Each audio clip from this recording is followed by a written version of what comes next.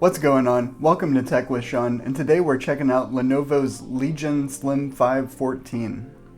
This little guy has a couple of firsts for the Legion line of laptop. It's their first 14-inch model, and it's also their first with an OLED screen. These two features, the size and the screen, are really the reason you're going to be looking at this model in the first place. It's a 14-inch gaming laptop, so it's kind of competing against the Asus G14 as well as the Razer Blade 14.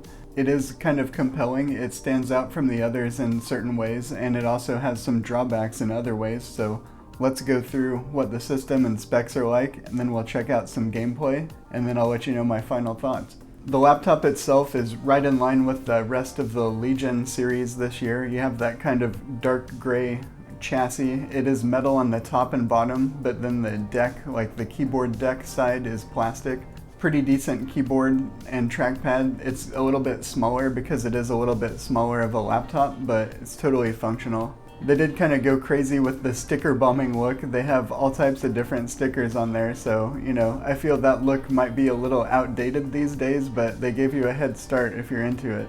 The standout feature on here is the 14.5-inch OLED screen. It's 2880 by 1800, so really high res, almost 4K, and it gets plenty bright for an OLED screen. It supports HDR, you get perfect blacks, it's glossy, it's 120 Hertz. One downside though, this does not have any sort of variable refresh rate support, so you're going to be using VSync or dealing with some tearing. The overall build quality and feel of it is really nice, like the rest of the Legion laptops. You have your basic I/O on the sides, you have a couple USB-Cs. On the right side, you have the SD card reader and the camera privacy switch, as well as your headphone jack. And then on the back, you have your power, HDMI, and both of the USB Type A ports. It's not too hard to get inside of this, but when you do, you'll find out that all the memory is soldered down. So whatever this comes from the factory with is all the RAM that you're ever gonna have. And a little bit of a difference from other 14-inch laptops though, this does have two M2 slots, so the operating system is going to come on one, but you have a totally separate free expansion slot if you want to add another drive. I dropped a 4TB one in here, so now it has 5TB of total space. If you want to upgrade the storage on your laptop, I'll put some Amazon affiliate links in the description to some different SSDs that you could check out. Another nice aspect about this laptop is the power efficiency. It has an 8-core Ryzen CPU matched with a 4060, and both of these perform really well even at lower wattages. And that makes the silent mode on this actually one of my favorite silent modes ever in a gaming laptop.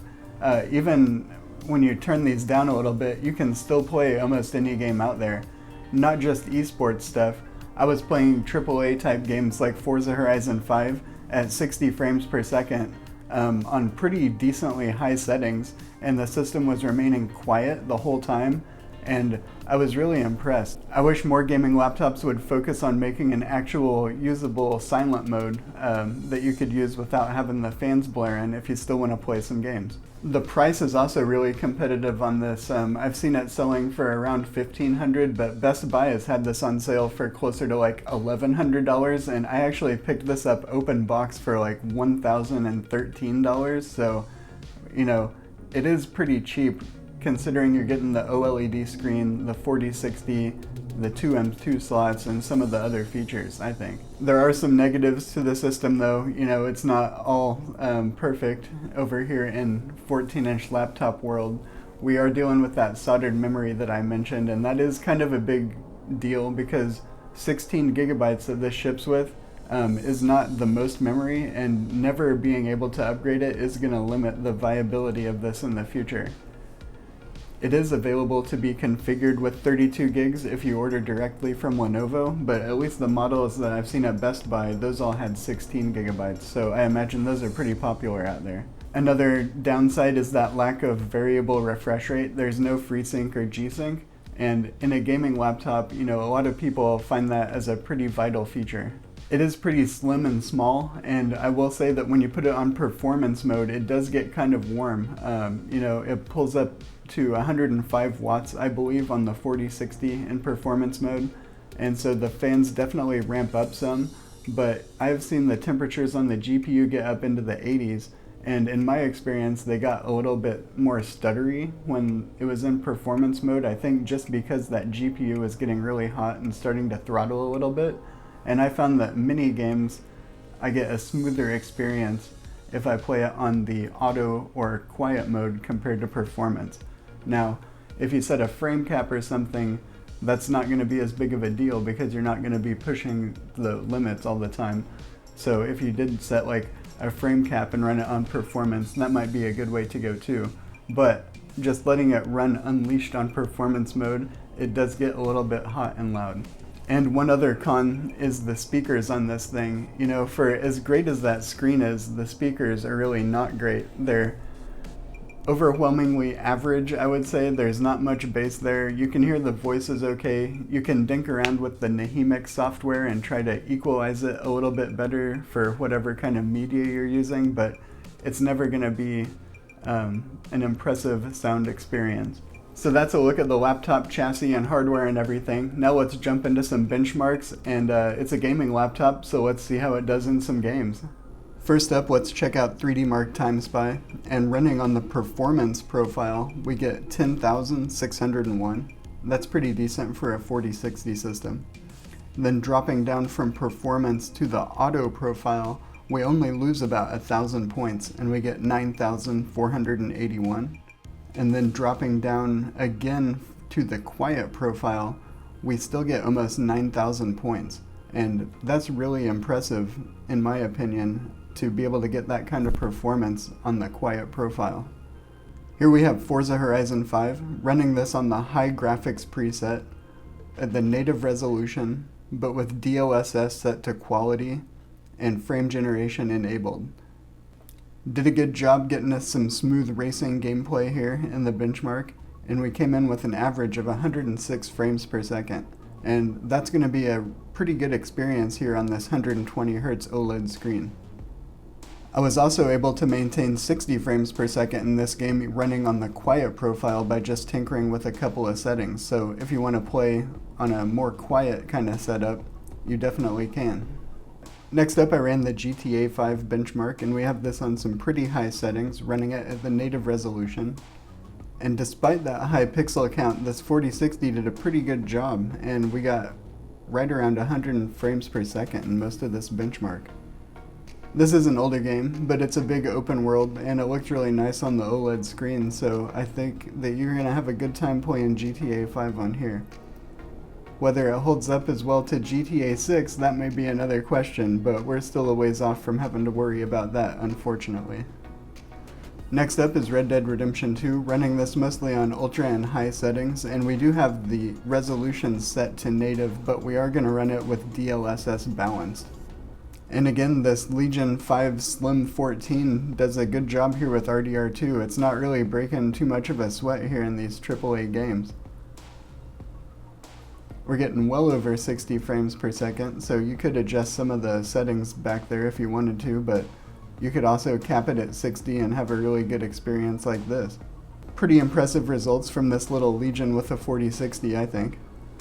Next up is Starfield, and we're running this at 2880 by 1800 with DLSS on quality and frame generation enabled. And you can see, even at that highest resolution with DLSS, we're getting over 60 frames per second here in the city. I honestly didn't think that this 4060 was going to do this good. I know there have been some improvements both in the game and on the driver side, but I don't know how much of this is from the frame generation, but it didn't seem super laggy or anything, and it looked pretty impressive on this 14-inch OLED screen.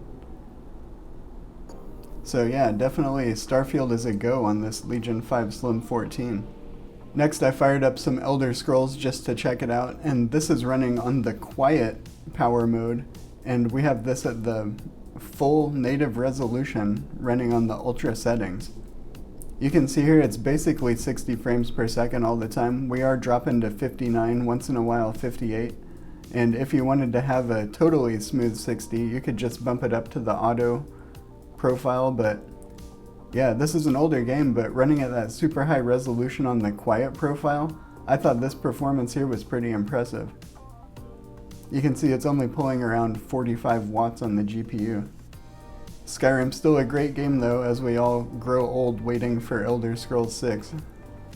And finally, I had to check out a little bit of Fortnite on here, and we're running this at, I think, the medium preset with a little bit of the super resolution on there, with it set at the 2880 by 1800. And right now I'm running on the performance mode, and you can see we're pulling right around 100 frames per second. I will say that after playing this for a while on the performance mode, the GPU temperature starts to creep up into the 80s, and I believe that it starts throttling a little bit or doing some weird stuff, because I was noticing more frame spikes and like lag feeling when I had it on the performance mode, even though it was pushing a high FPS. Dropping it down to auto or quiet remedied this a bit. The gameplay felt a little bit smoother, albeit with a lower frame rate. So dropping to auto, I think I lost about 15 frames, bringing it down to about 80 frames per second. But it still felt good, and it seemed smoother overall than the performance mode did. The quiet mode also felt good. It stayed in the 60 to 70 frames per second range most of the time, and again with like more even frame times, I would say. If you wanted to get the max FPS, you could probably leave it on performance mode, but then set an in-game cap or use Rivatuner to set a cap at like maybe 85 frames or something like that. Or play with the settings, or do any number of stuff, because you have a lot of options. It's a PC game. But in general, I thought the playing on the auto mode was probably the best combination of performance and noise, and keeping the temperatures low enough to where it didn't mess with the frame times. It looked great on this screen though. The really fast response times are nice for a competitive game, and I still managed to do pretty good and finish number 2. Overall, I think this Legion Slim 514 is a pretty good entry for Lenovo into that 14-inch gaming laptop space. The overall gaming and audio-visual experience is really nice because of that OLED screen, but it is held back because of the speakers that just aren't up to the same level as the screen. The lack of variable refresh rate is also a big drawback for a gaming laptop. This may be worth picking up if you're looking for a deal on a 14-inch gaming laptop and you want an OLED screen. The biggest drawbacks I found with this were the speakers and the lack of variable refresh rate, but the new 2024 G14 apparently is going to have amazing speakers and G-Sync, and it's also going to have the OLED screen. So it may be worth waiting for those reviews if you're interested in that, killer 14-inch experience and you're not really worried about getting the best deal. But for a first generation product, I think this is pretty sweet, and I'd really be interested to see if they end up coming out with like a 14-inch Slim 7 or 9. Maybe they do one with all metal chassis, better speakers, still have that OLED screen, maybe even have a white option, and I think that could be pretty interesting. But thank you for watching along. I hope this was helpful or at least entertaining. Make sure to like and subscribe, and I'll catch you in the next video.